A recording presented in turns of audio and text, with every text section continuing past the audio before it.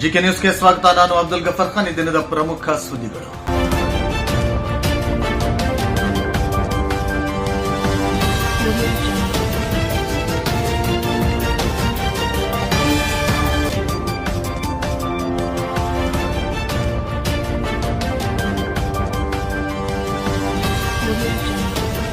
ಇರುವಂತದ್ದು ನೋಡಿವಿ. ನನ್ನ ಅಕ್ಕ ತಂಗಿ ತಾಯಂದ್ರೆ ಎಲ್ಲರೂ ರೌಡಿ ಸೀಟರು, ಅಟ್ರಾಸಿಟಿ ಕೇಸ್ಗಳು, 307 ಇಂಥ ಅನುಭವವನ್ನ ಅನುಭವಿಸ್ಬಿಟ್ಟಿದ್ದಾರೆ. ನನ್ನಿಂದ ನನ್ನ ಕಡು ವೈರಿ ಇದ್ರು ಕೂಡ ಆ ಸಣ್ಣತನಕ್ಕೆ ನಾನು ಇಳಿಯಂಗಿಲ್ಲ. ಆ ಸಣ್ಣತನಕ್ಕೆ ನನ್ನ ಜೀವನದಲ್ಲಿ ಕೂಡ ನಾನು ಇಳಿಯಂಗಿಲ್ಲ. ಯಾಕಂತ ಹೇಳಿದ್ರೆ ಮನುಷ್ಯತ್ವ ಇರೋರು ಆ ಕೆಲಸ ಮಾಡಲ್ಲ. ಮನುಷ್ಯತ್ವ ಇಲ್ಲದವನು ಸಿಕ್ಕಂಡಿ ಕೆಲಸ ಮಾಡ್ತಾನೆ. ಇವತ್ತು ನಾನು ಘಂಟಾಘೋಷವಾಗಿ ಹೇಳ್ತೇನೆ, ಇಲ್ಲಿಯ ತಹಸೀಲ್ದಾರ್ ಬಕೆಟ್ ಹಿಡಿಯ ಕೆಲಸ ಮಾಡೋದಿದ್ರೆ ನಾಳೆನೇ ಇಲ್ಲಿಂದ ಜಾಗ ಖಾಲಿ ಮಾಡಬೇಕು. ಇಂಥ ದುಷ್ಟ ಅಧಿಕಾರಿಗಳು ಇಲ್ಲಿ ಇಟ್ಕೊಳ್ಳಿಕ್ಕೆ ನಾನು ಇಷ್ಟಪಡುವುದಿಲ್ಲ. ರಾತ್ರಿ ಒಂದು ಮಾತಾಡೋದು, ಹಗಲು ಒಂದು ಮಾತಾಡುವಂತದ್ದು. ಇದು ಬಡವರ ಜಮೀನು ಕಬರ್ಸ್ಕೋಸ್ಕರ ಇಲ್ಲಿ ಈ ಮನುಷ್ಯನ ಇಟ್ಟಿಲ್ಲ. ನಾವು ಮನಸ್ಸು ಮಾಡಿದ್ರೆ 24 ತಾಸಿನಲ್ಲಿ ಸಸ್ಪೆಂಡ್ ಮಾಡ್ಸೋ ಕೆಲಸ ಮಾಡ್ತೀನಿ.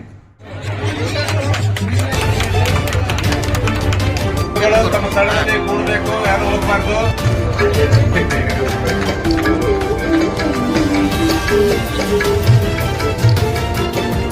ಈ ಹಕ್ಕು ಪತ್ರ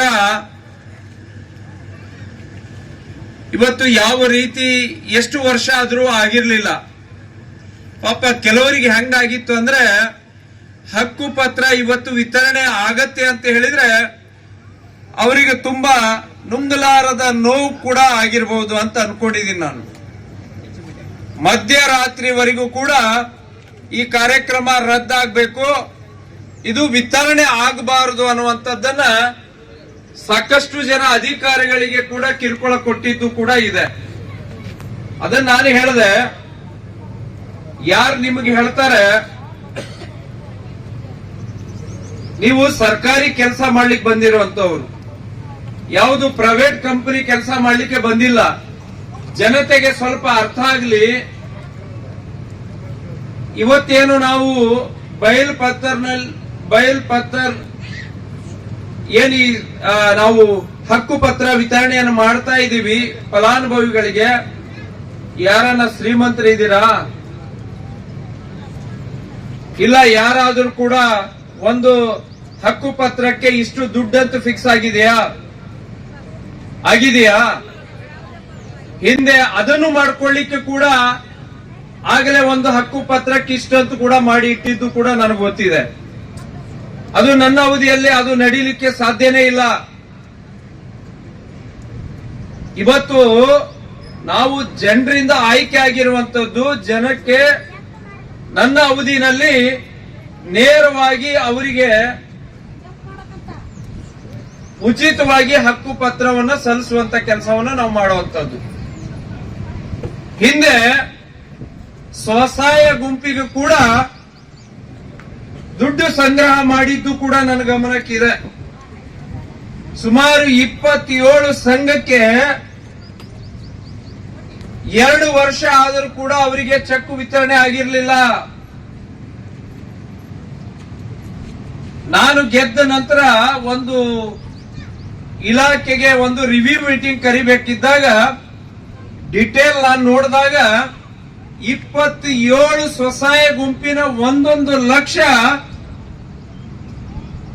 ಏನು ಸರ್ಕಾರದಿಂದ ಉಚಿತವಾಗಿ ಕೊಡುವಂತ ಹಣವನ್ನ ಚೆಕ್ ಅನ್ನ ಹಾಗೇ ಇಟ್ಟಿದ್ದಾರೆ. ನಾನು ಅದನ್ನು ಕೇಳಿದೆ, ಈ ಚೆಕ್ ಅನ್ನ ಯಾಕೆ ಇಟ್ಟಿದ್ದೀರಿ 2 ವರ್ಷ ಅಂತ ಕೇಳಿದೆ ನಾನು. ನಂತರ ಒಂದೊಂದು ಸಂಘಕ್ಕೆ ಒಂದೊಂದು ದಿನ ನಾನು ಕರೆಸಿದೆ. ಹೌದು, ನಿಮ್ಗ ಚೆಕ್ ಯಾಕೆ ವಿತರಣೆ ಮಾಡಲಿಲ್ಲ ಅಂತ. ಇಲ್ಲ, 1,50,000 ಕೇಳ್ತಾ ಇದ್ದಾರೆ ದುಡ್ಡು ಅನ್ನುವಂತ ಮಾತನ್ನು ಕೂಡ ಹೇಳಿದ್ರು. ಯಾರು? ಸಂಘದವರು. ನಾನು ಬೇರೆಯವ್ರ ಮಾತು ಕೇಳ್ತಾ ಇಲ್ಲ. ಯಾರು ನನ್ನ ಅಕ್ಕ ತಂಗಿ ತಾಯಿಯಂದ್ರು ಆ ಸಂಘದಲ್ಲಿ ಇದ್ದಾರೆ, ಆ ಸಂಘದ ಸದಸ್ಯರಾಗಿರುವಂತ ನನ್ನ ಅಕ್ಕ ತಂಗಿಯವರ ಬಾಯಲ್ಲೇ ಕೇಳಿದ್ದು ನಾನು. ಅವಾಗ ಅಧಿಕಾರಿಗಳನ್ನ ಕರೆದೆ ನಾನು. ಯಾರು ಅವರು ನಿಮ್ಮ ಇದಕ್ಕೆ ದುಡ್ಡಕ್ಕೋಸ್ಕರ ನಿಲ್ಲಿಸ್ಬೇಕಾ? ನೀವು ಅಧಿಕಾರಿಗಳಾಗಿ 2 ವರ್ಷ ಹೆಂಗ್ ಇಟ್ಕೊಂಡಿದ್ರಿ? ಇಲ್ಲ ಸರ್, ಈಗ ರದ್ದು ಮಾಡ್ಬಿಡ್ತೀವಿ ತಾವು ಹೇಳಿದ್ರೆ ಅಂತ ಹೇಳಿದ್ರು. ನಂಗೆ ನಿಮಗೆ ಏನಾರ ಕಾಮನ್ ಸೆನ್ಸ್ ಇದೆಯಾ? ಒಬ್ಬ ಬಡ ನನ್ನ ಅಕ್ಕ ತಂಗಿಯವ್ರದ್ದು ಸಂಘದ ಹಣವನ್ನ ಕ್ಯಾನ್ಸಲ್ ಮಾಡ್ತೀವಿ ಅಂತ ಹೇಳ್ತಿರಲ್ಲ, 2 ವರ್ಷ ಏನ್ ಮಾಡ್ತಾ ಇದ್ರಿ ನೀವು? ಯಾಕೆ ಹಂಚಲಿಲ್ಲ ಅನ್ನುವಂತ ಮಾತನ್ನು ಕೂಡ ನಾನು ಕೇಳಿದೆ. ಅವಾಗ ಕರೆದು ಬಿಟ್ಟು ಎಲ್ಲಾ ಸಂಘದವರು ದಿನ 3-4 ಸಂಘನ ಕರೆದು 27 ಸಂಘ ಒಂದು ವಾರದೊಳಗ ಎಲ್ಲಾ ಚೆಕ್ಗಳನ್ನ ಕೊಟ್ಟು ಕಳಿಸಿದ್ವಿ.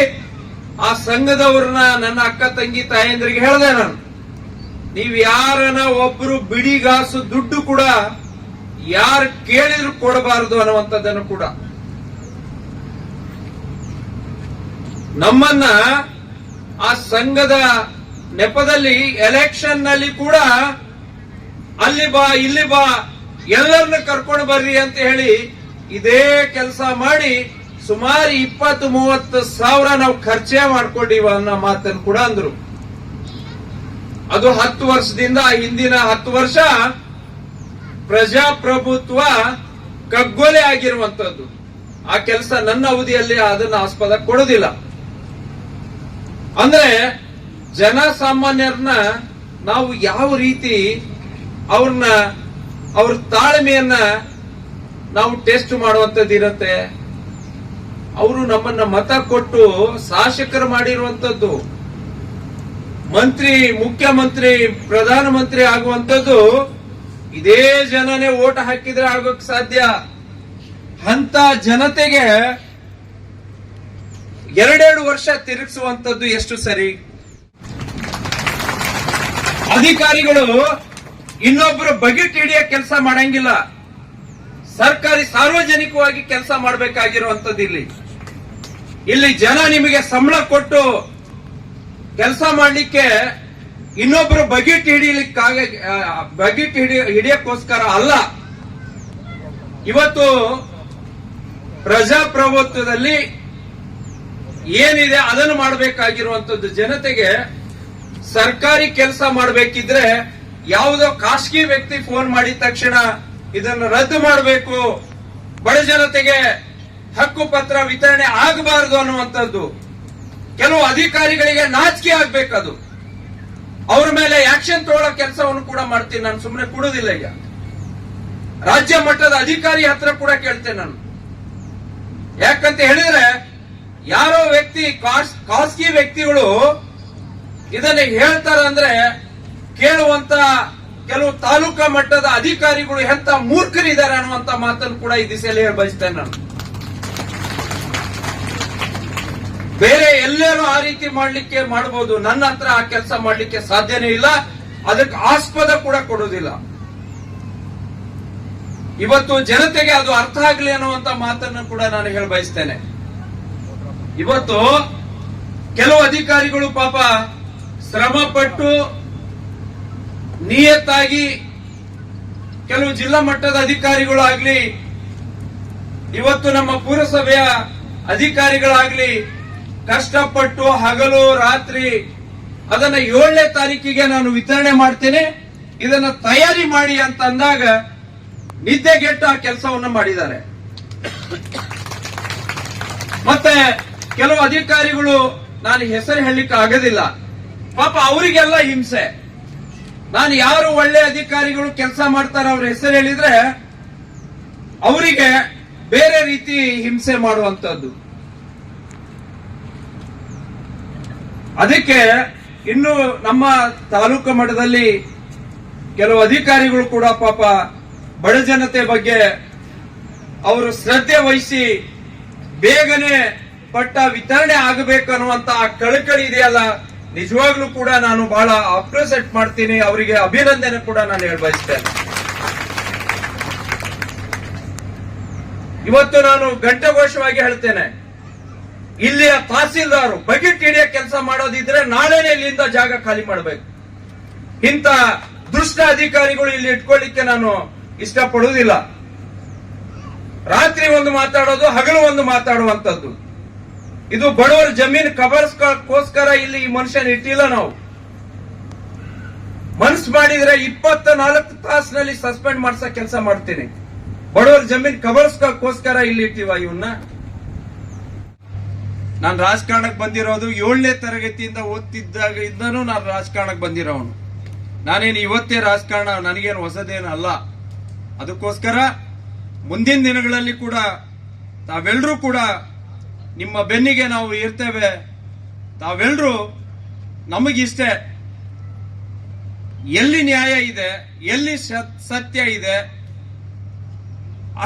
ಅಲ್ಲಿ ನಾವು ನಿಯತ್ತಾಗಿ ನಡ್ಕೊಳ್ಳುವಂತ ಕೆಲಸ ಆಗ್ಬೇಕು.